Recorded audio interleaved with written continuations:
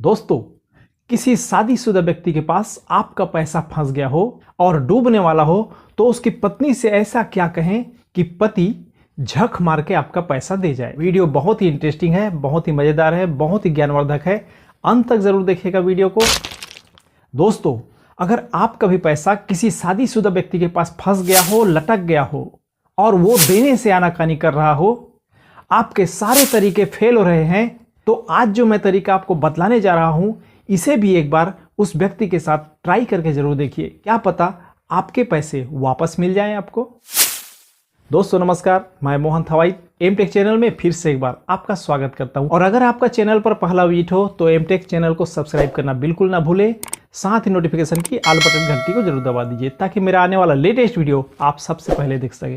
क्योंकि मैं हमेशा किसी बिजनेस के लिए यूजफुल टिप्स ही डालता हूं। और दोस्तों, पिछली वीडियो में आपने मुझे बहुत सारा प्यार दिया, आपने उस वीडियो को बहुत सराहा, इसके लिए आप लोगों का बहुत बहुत धन्यवाद। अगर आपने नहीं देखा तो ये वीडियो जरूर जाके देखिएगा। दोस्तों, ये तरीका लगभग 10 में से 5 या 7 बार पैसा निकलवाने में आपको कामयाबी दिला सकता है। तो सबसे पहली बात, दिमाग को शांत रखिए, बुरा भला मत कहिए। दुर्घटना से देर भली, डूबने से देर भला। जरा शांत दिमाग से एक बार सोचिए, व्यक्ति कैसा है, उसका मिजाज कैसा है, उसके लिए कौन सा तरीका काम करेगा। क्योंकि पैसा निकलवाने के बहुत सारे तरीके हैं, बहुत सारे आइडियाज हैं। और वीडियो के अंत में अपने उधार वाले वीडियो के बारे में मैं आपसे बात जरूर करूंगा। लेकिन सबसे पहले आइए मेन टॉपिक पर बात करते हैं। किसी शादीशुदा व्यक्ति के पास आपका पैसा फंस गया हो, डूबने वाला हो, तो उसकी बीवी से ऐसा क्या कहें कि पतिदेव झक मार के आपका पैसा दे जाए। दोस्तों, घड़ी के एक कांटे का छोर नंबर की तरह खुला रहता है, वो हमेशा घूमते रहता है, जबकि दूसरा छोर घड़ी के बीचों बीच मशीन में फिक्स रहता है, जिसकी वजह से वो हमेशा राइट टाइम बतलाता है। अगर मशीन से कांटे को अलग कर दिया जाए तो वो घड़ी सही समय कभी नहीं बता पाएगा, बेकार हो जाएगा।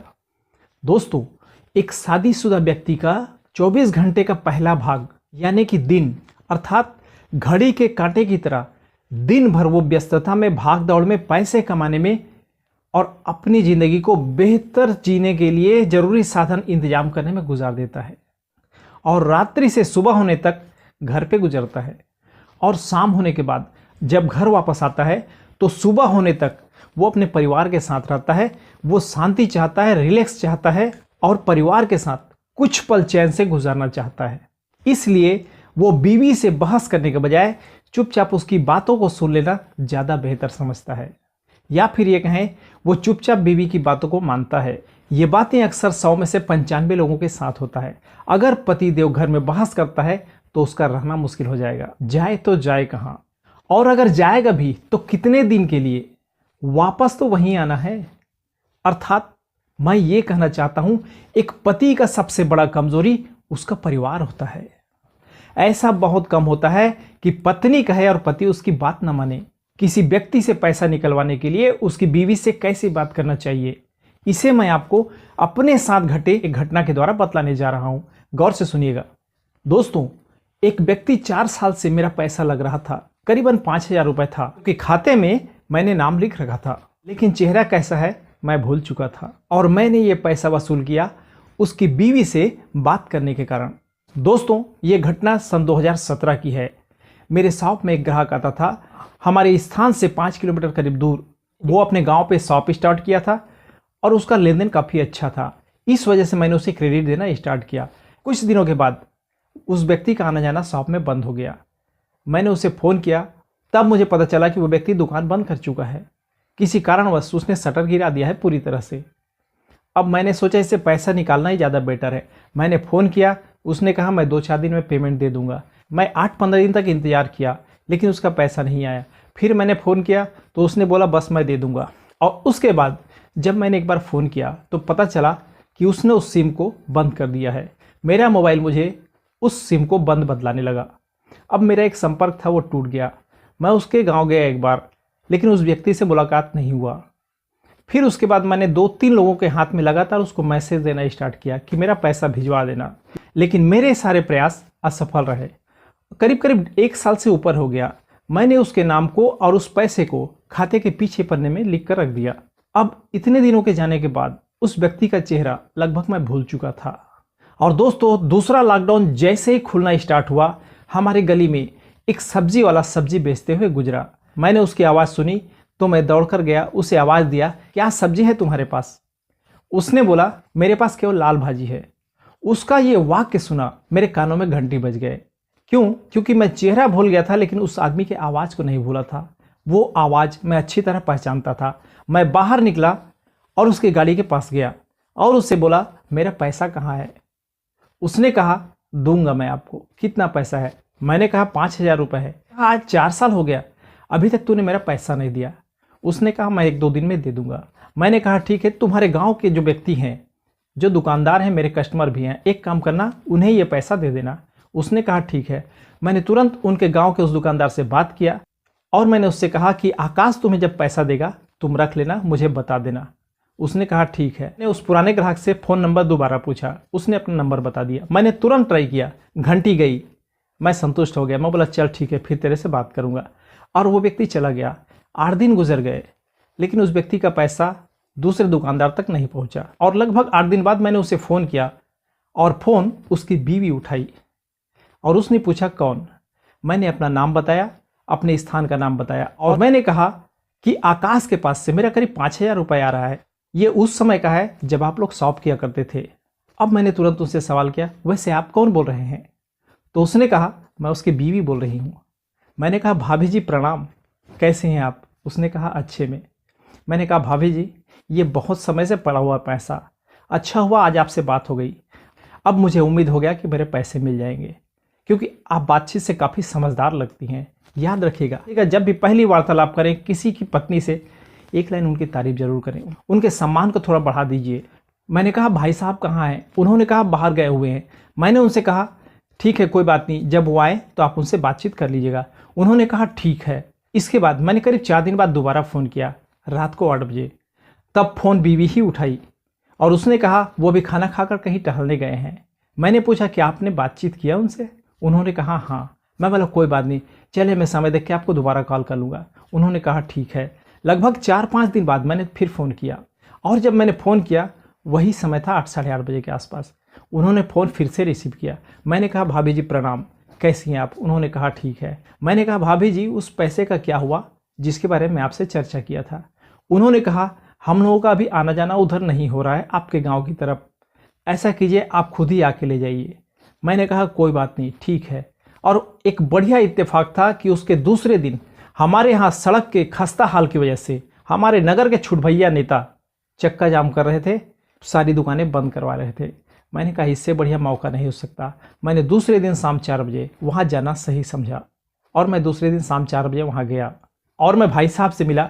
भाई साहब मुझे लगभग 2,500 रुपये दे रहे थे। मैंने कहा, एक काम कीजिए, भाभी जी से बात करा दीजिए। बस फिर क्या था, वो आवाज़ सुनी, वो बाहर निकल आई। और एक बहुत मज़े की बात बता रहा हूँ, मेरे दिमाग में कुछ और बातें था। मैं 2 मंच के चॉकलेट ले गया था, क्या पता इसकी ज़रूरत पड़ जाए। और हुआ वही, उसकी बीवी बाहर निकली लेकिन उसके साथ साथ उसका एक बच्चा भी बाहर निकला। मैंने उन्हें प्रणाम कहा लेकिन उसके पहले कुछ बोलता मैं उस एक चॉकलेट को निकाला, बच्चे को दे दिया। मैं बोला, ये चॉकलेट जेब में पड़ा हुआ है, एक काम कर बेटा, तू खा लेना। फिर क्या था, वो बच्चा चॉकलेट लेके दौड़ते हुए चला गया। अब मैंने उनसे बात किया, आपने कहा था पैसा आप ले जाना और भाई साहब करीब मुझे आधा पैसा दे रहे हैं। उन्होंने तुरंत उनसे बात किया और बोली, बार बार क्यों दौड़ा रहे हो किसी व्यक्ति को, पूरा पैसा क्यों नहीं देते? उसने कहा, मेरे पास पैसे नहीं, चलो मेरे साथ, मैं आपको दे रही हूँ। और 2 मिनट के बाद दोनों बाहर निकले और मेरा पूरा लगभग 5,000 रुपये मिल गया मुझे। मैंने उनकी बीवी को दिल से थैंक यू कहा, नमस्कार किया और वापस आ गया।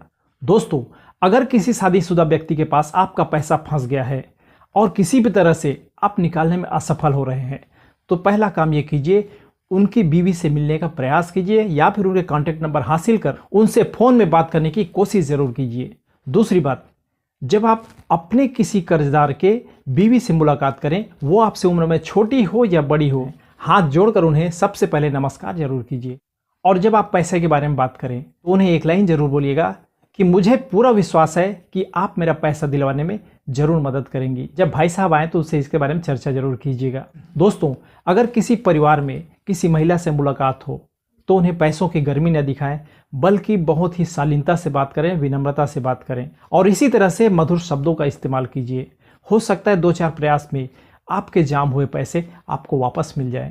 और दोस्तों, एक बहुत मजे की बात अब मैं आपको बता रहा हूं। दुनिया में बड़े से बड़ा नेता हो, प्रोफेसर हो, मंत्री हो, कलेक्टर हो, कोई अक्लमंद इंसान हो, गांव गली शहर का कोई दादा हो या कोई बड़ा व्यापारी हो, जब वो घर पहुंचता है तो उसका सामना बीवी से होता है और उसके जुबान पे ताला लग जाता है। शेर जब शेरनी की मांद में पहुंचता है तब खड़े होकर पूंछ हिलाने के अलावा कुछ भी नहीं कर सकता। होंठ सी जाते हैं, क्योंकि आपको भी अच्छी तरह मालूम है औरत के सामने किसी की नहीं चलती। 100 में से करीब 95% पुरुषों का यही हाल होता है। बाहर में शेर और घर आए तो भीगी बिल्ली।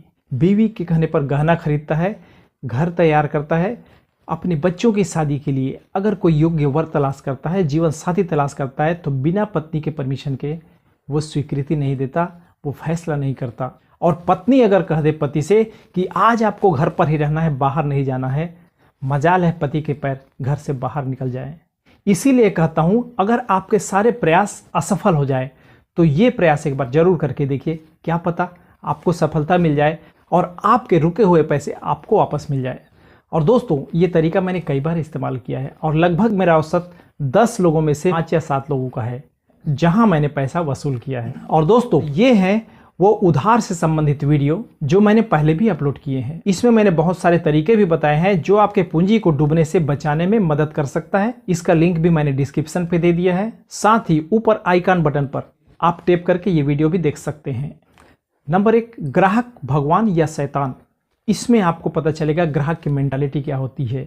नंबर 2, उधार मांगने वाले ग्राहकों को कैसे हैंडल करें। अगर आप चाहते नहीं हैं किसी को उधार देना तो उन्हें कैसे हैंडल करें। नंबर 3, उधार मांगने वाला कस्टमर जब आपसे उधार मांगे तो आपकी रणनीति कैसा हो। और नंबर 4, उधार वसूलने का कौन सा तरीका इस्तेमाल करते हैं आप। और नंबर 5, उधार को कंट्रोल कैसे करें। ये सारे वीडियो मैंने अपलोड किए हैं, एक कोर्स की तरह है। आप देखेंगे तो आपको बहुत सारे नॉलेज, बहुत सारे आइडियाज मिलेंगे और आपके पैसे डूबने से बचेंगे। वीडियो अगर अच्छा लगे तो दिल से एक लाइक कीजिए, अपने दोस्तों को ये वीडियो अवश्य शेयर करें। और हाँ, अगर आप ये वीडियो किसी के भेजने के कारण देख रहे हैं तो जिसने आपको ये वीडियो सेंड किया है उन्हें कम से कम एक धन्यवाद जरूर कहिएगा, क्योंकि वो आपके पैसों को बर्बाद होने से बचाना चाहता है। इस वीडियो के बारे में अपनी राय कमेंट बॉक्स में जरूर लिखें। फिर मिलते हैं एक नए वीडियो के साथ। जय हिंद, वंदे मातरम।